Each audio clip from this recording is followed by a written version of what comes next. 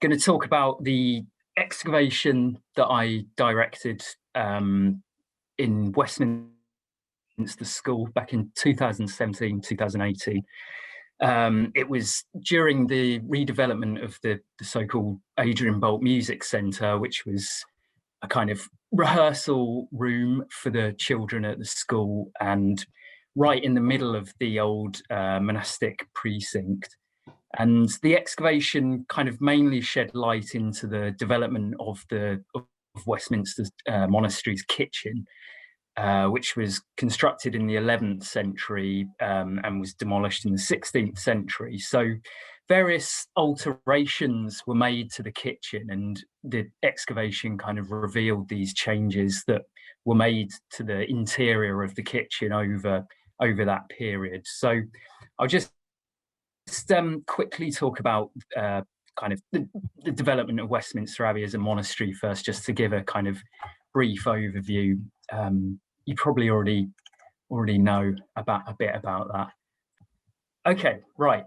So yeah, so Westminster Abbey, it's located. You probably know it's where the Tyburn and Thames meet, and it created a kind of island which we call Thorney Island. Pollen samples from Thorney Island suggest that it was occupied in the Neolithic and the Bronze Age, and potsherds and flint tools also suggest this. So it's been occupied right back to the prehistoric period.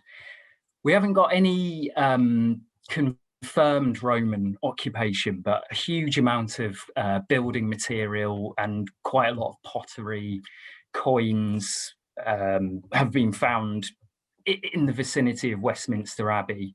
And also in the 19th century, when they were digging the grave, I think, of one of the chief architects of Westminster Abbey, one of the surveyors of the fabric, they found what they thought was a Roman wall beneath the nave. But again, it's not confirmed. So we'll just have to assume that they weren't there. But I think the evidence is pointing towards Roman occupation.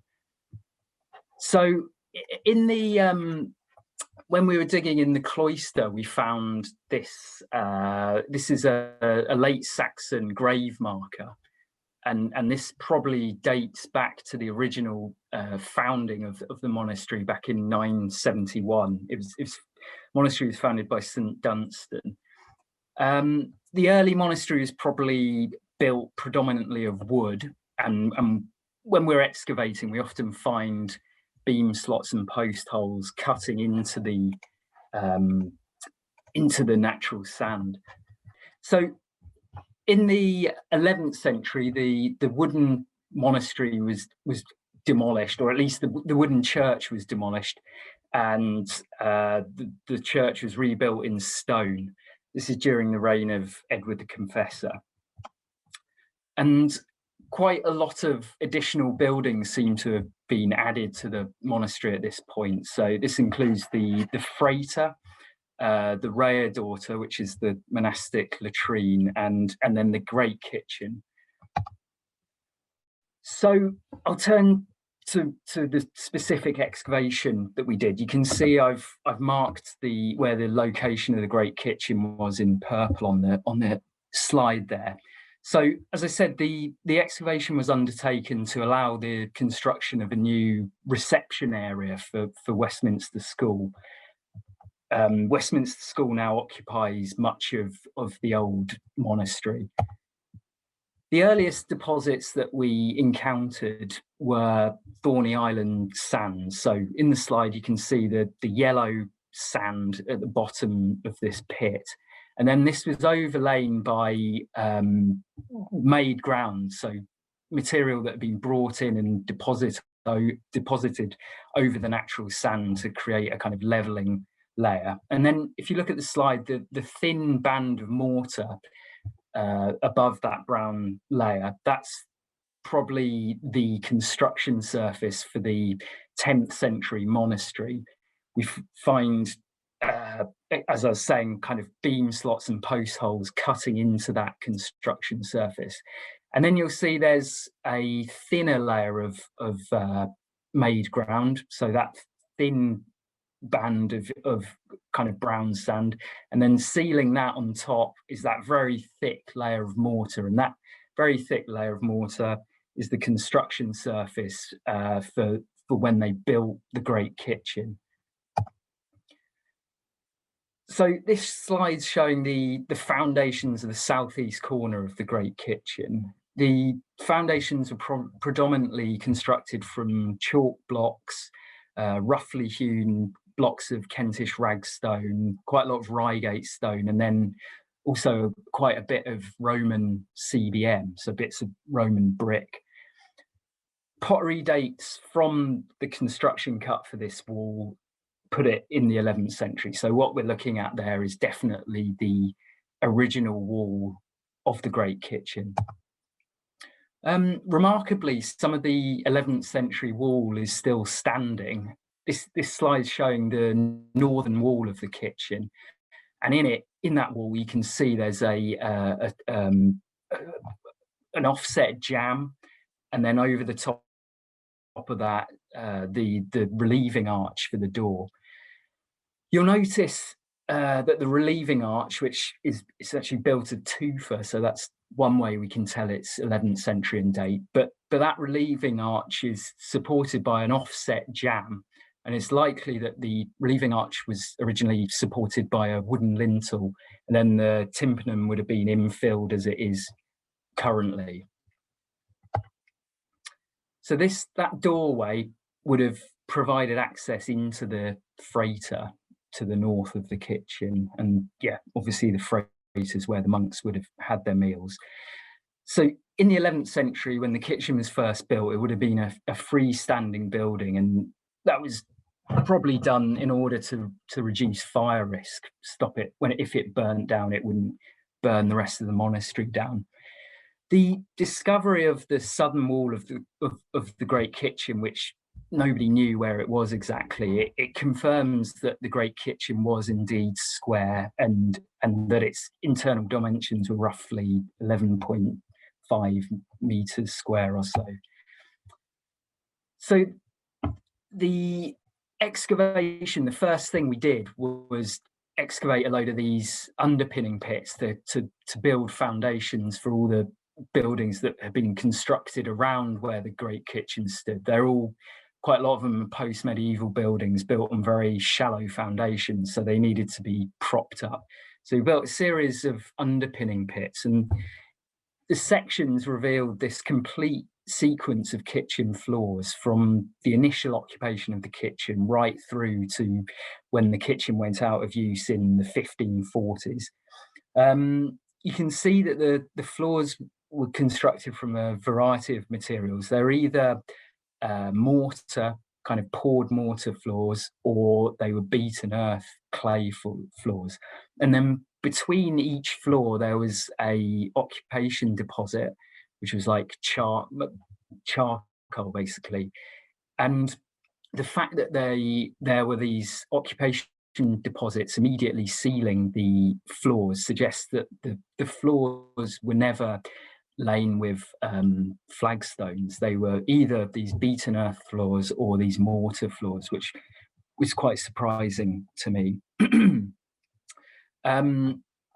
Also, what was surprising to me was that there was still articulated fish and bird bones within these occupation deposits, suggesting that they just left pieces of fish and birds to just rot in the floor. Rather than clearing them up, they just spread more charcoal over the top. Charcoal was used at that time as a sort of antiseptic, but the smell in the kitchen must have been atrocious. The underpinning pits also just revealed that in one of the corners of the kitchen, in the southwest corner of the kitchen, there was a squint fireplace across the corner. The stratigraphy showed that this fireplace was an original 11th century feature of the kitchen. And this might suggest that the kitchen had fireplaces in each corner, a bit like what you find at Glastonbury Abbey, the abbot's kitchen at Glastonbury, for example. So kitchens in all four corners. Unfortunately for us, two of the other corners were completely trashed by 19th century and post-medieval truncation, and then we didn't excavate the northwest corner, so we don't know, but it's possible that it had fireplaces in all the corners. Also, another original 11th century feature was this huge area of hearths in the north of the kitchen, about 8 square meters, so a big open hearth as well. And the hearth was constructed from pitch peg tiles, so peg tiles on end, laid within a kind of Kentish ragstone surround. And then within those hearths, there was a load of sockets, which presumably housed, internal fixtures such as spits and trivets and things. So that was a really nice detail. So this slide is kind of looking over an overview of the kitchen, and the first kind of major changes that seem to have been made to the kitchen layout was in the 13th century, when the floors seem to have been raised and relaid, and that northern doorway that we were looking at earlier was blocked in and relocated just a little bit to the east, and that was because they built the misericord right in between the great kitchen and the freighter, and the columns of the misericord blocked that original doorway. Also, another discovery from the 13th century was a load of large rubbish pits just south of the kitchen wall. So it looks like there was some all the waste was being chucked into pits just directly to the south of the kitchen. And from those pits, we got a massive haul of tiles, about 100 kilograms. And most of these tiles were undecorated, but those that were decorated were very similar to the ones that you can find in the chapter house. The tiles were in pristine condition, which suggests that this was their kind of primary deposition. This is where they were deposited initially, suggesting that the kiln where they were made was probably really nearby. So it looks like the chapter house tiles were being made in a kiln in Westminster Monastery, potentially. One of the tiles that we found in this hall bore this unidentified design, which isn't found in the chapter house. Apparently, this is a medieval depiction of a whale, but I don't know. I'll let you judge that. It doesn't look like a whale to me, but also we found this piece of work, lava stone. Lava stones like this are often used for manufacturing vellum. So the kind of second phase of major changes is in the 14th century. And it looks like the internal layout of the kitchen was altered quite a lot at this time. And why this alteration happens seems to be because they start kind of hemming in the kitchen with buildings. So on the slide, you can see on the left-hand side is a building called the Cellars Range, this big long linear building, and then to the right of the kitchen, to the east, is the Prior's lodgings. So at the southern end of the new Cellars Range, a gateway, which is known as Blackstall Tower, was constructed, and that gateway probably served as an entrance into the kitchen. And it's likely that a new doorway into the kitchen was constructed through the southern wall at this time, so down here. And our excavation kind of supported this, that there was a new door made there, because we found a platform had been built over that squint fireplace, probably to hold like a wooden staircase or something. Another change to the kitchen in the 14th century was the construction of a buttress against the southern wall of the kitchen. And it's likely that this buttress was built to support a fireplace with an associated chimney. It was necessary to build a new fireplace because, as I said, the squint fireplace in the corner was, built over the top of to make this platform for a staircase for this new entrance into the kitchen. So they had to relocate the fireplace to this location. You can see here there's a big hole, and that's due to a big robber event happening there. So probably in the post-medieval period, they robbed out the structure of the fireplace. So all that remains is this buttress, which would have supported the fireplace and the chimney. Also, in blue, I've marked out the location of where a drain, a stone drain was. It came from beneath the prior's house, truncated in the middle of the kitchen, but again reappears here and turns a right angle and then runs out of the back of the kitchen. Here's a kind of close-up view of it, so we're looking south here. The scale's on the top of the kitchen wall, and this is the drain here, covered by these Reigate stone slabs. Interestingly, a niche seems to have been cut into the wall of the kitchen, maybe to support a pipe or possibly I don't know, like a sort of basin or something. And then again, there's an inlet into the drain in this position.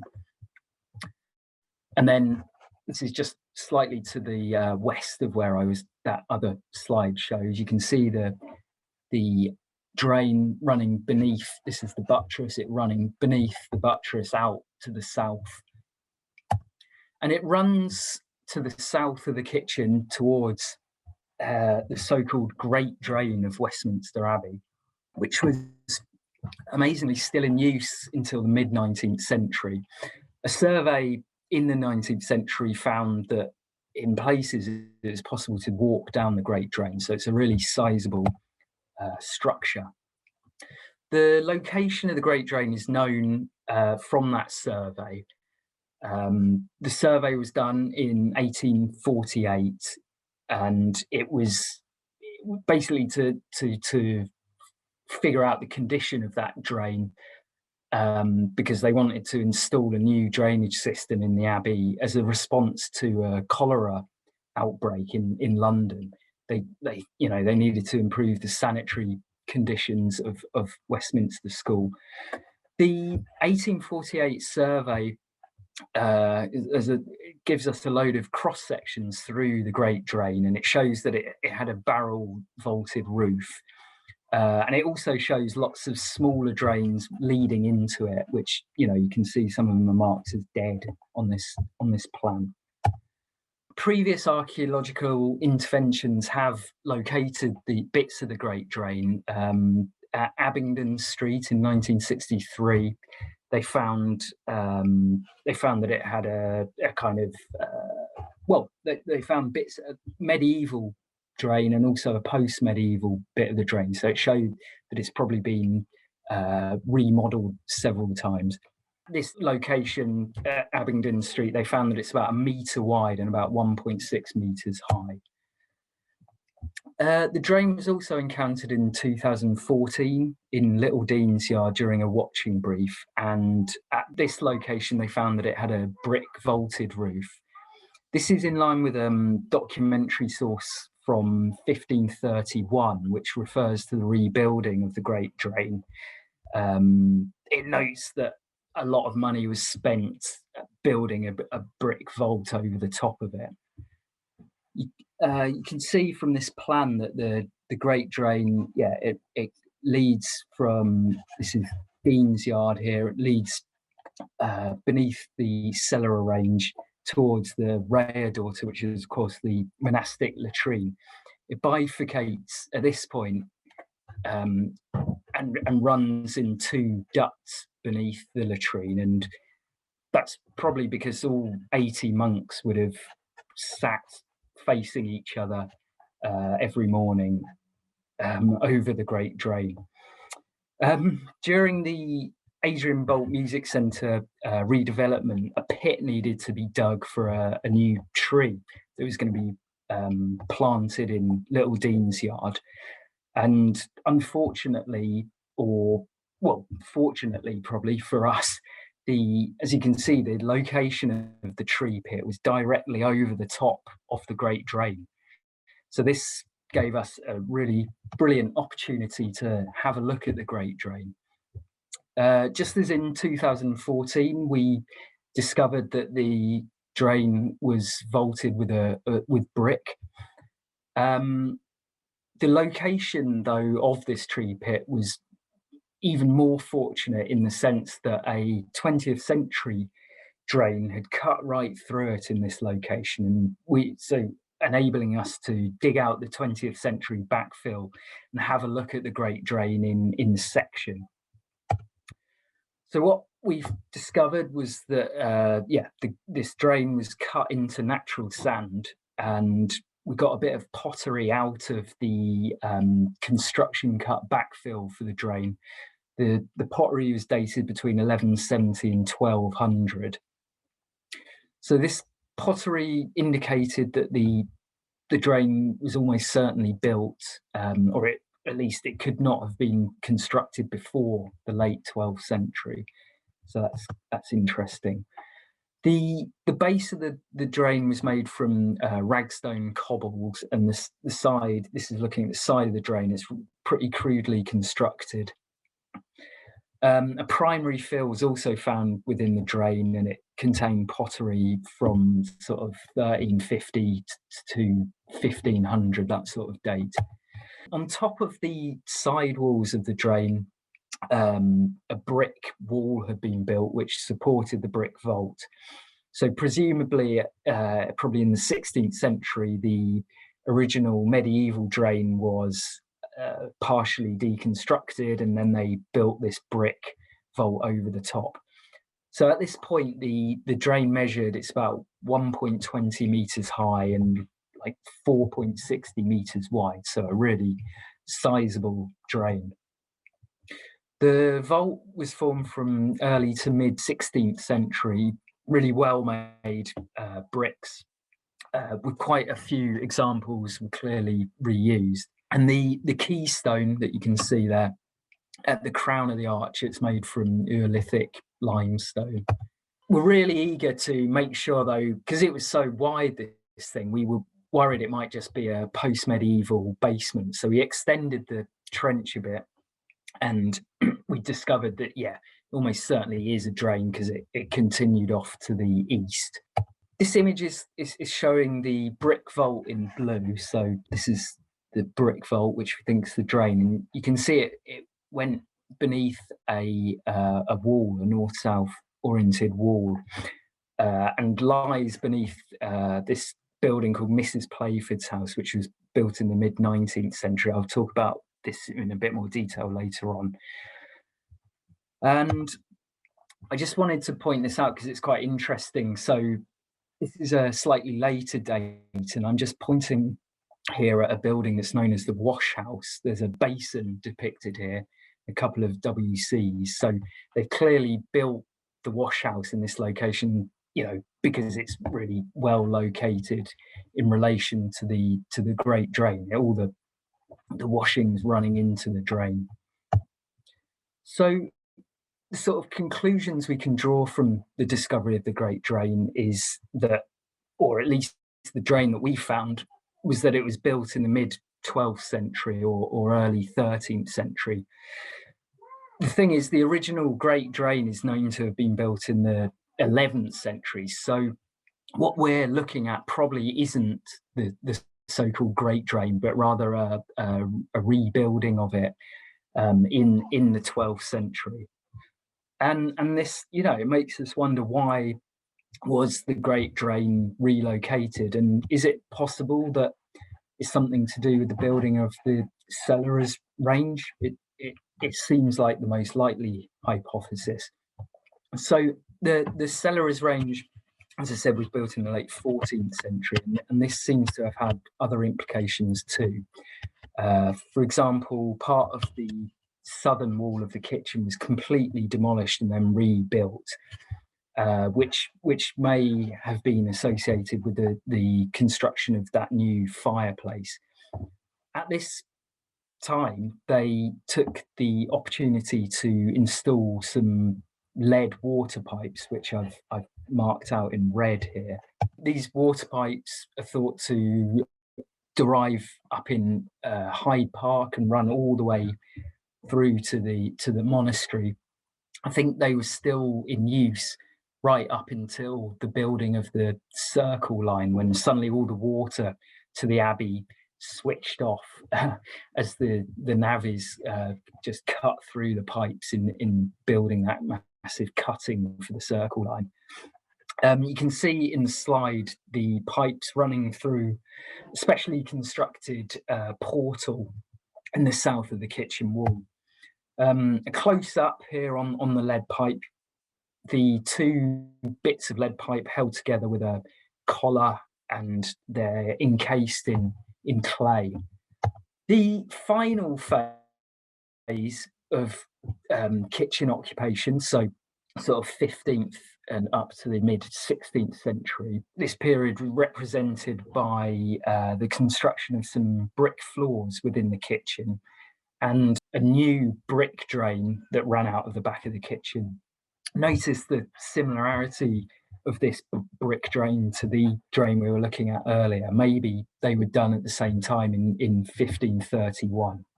So a brick floor was discovered in the southern part of the kitchen, and it abutted an internal north-south oriented wall to the west of the floor. The floor was edged with ragstone slabs, and the eastern edge of the floor ran into this gutter here. Initially, when I excavated this, I thought the angle on the floor must be due to slumping, but thinking about it, actually, it's probably deliberate, allowing kind of liquids to run into that gutter, which then ran into the drains going out of the back of the kitchen. There's also the remains of a brick floor in the northeast of the kitchen. This bit of brick flooring was lined with pitch tiles, and the bricks and surrounding mortar floors in this area were incredibly modified by heating, suggesting that this was a kind of open hearth area. There's also an oven here. I'm pointing to this stone structure. And then there's these Kentish ragstone flagstones leading into this bricked-in area. So this is probably where they stoked this oven. And it wasn't a complete surprise to find this structure, because in 1973, the Misericord was excavated and they found the other side of this oven. Nice find from this late medieval period, this pipe clay hexagonal sculptural section, which could be the base of a figurine or maybe part of a tomb, possibly. And now into the post-dissolution period. So acts from the Abbey archive record that an order was given in 1571 for the kitchen to be demolished. And the destruction of the kitchen seems to be pretty comprehensive, as almost all of, as you can see, most of the internal features have gone. We found some large robber cuts such as this, which might suggest where walls or internal fittings like furnaces or brass boilers were located. This one, it could well be where a furnace is located, because an inventory from 1541, an inventory of the kitchen, mentions that there was a big masonry furnace with two large brass boilers attached to it. The robbing, it wasn't all in one event. There seems to have been about 100 years worth of kind of piecemeal robbing, so they were picking away at the kitchen over that period. This onion bottle came out of one of those robber cuts. This is 17th century, and it's of particular interest because of that B seal on it, which might link it to one of the schoolmasters of Westminster School, a guy called Dr. Busby. and he was a noted cider maker. So this could well have been one of his discarded bottles, as his house overlooked the site of the Great Kitchen. Following the dissolution, the kitchen was used as a kind of utility space for the growing Westminster School complex. In the early 17th century, a new range of buildings, which are known as the Hilary Wing, were built on the northern part of the kitchen site. And then to the south, a large townhouse, which was, I mentioned it earlier, is called Mrs. Playford's house. Mrs. Playford was an early dame of the school. And so in between, on the kitchen site, they just started using it as a kind of utility space, putting infrastructure like cesspits. I think there's 3 cesspits dug into the Great Kitchen. And the one I'm showing here, I'm showing it because probably the best find that I've ever seen come out of an archaeological site that I've been involved with was found within it. And it was this solid gold enamelled mourning ring, which has a skeleton and egg timer motif engraved on it. And amazingly, an inscription inside which reads C.A. Lindsay, Ob. 13 June 1722. We've looked at, done some archival research, and there's records of somebody called Catherine Lindsay, who was buried in the chancel of St Dionysius Church, which is in the city of London. Of course, she was buried there on the 21st of June 1722, so it's almost certainly her. Catherine died of childbirth, giving birth to her 7th child. Bear in mind, she was 27. She was the wife of somebody called Richard Lindsay, who was an eminent wine merchant. Some archival research has been carried out to try and discover why the ring ended up in this cesspit, and it looks like one of her children, one of her sons, attended the school in 1722. So it's likely that he dropped the ring and it ended up, it got washed into the cesspit. Maybe he was boarding in Mrs. Playford's house. And then sort of the 19th century is represented on site by those a network of ceramic tubular pipes, which were part of that 1848 installation of a new sanitary system. As I said before, it was a response to the cholera epidemic. These pipes, we know, were put in March 1849, but unfortunately there's records showing that in April 1849, a number of residents at Westminster School died of cholera. So obviously it wasn't very effective. The pipes themselves are Dalton and Co. They must, early examples of Dalton and Co. ceramic tubular pipes.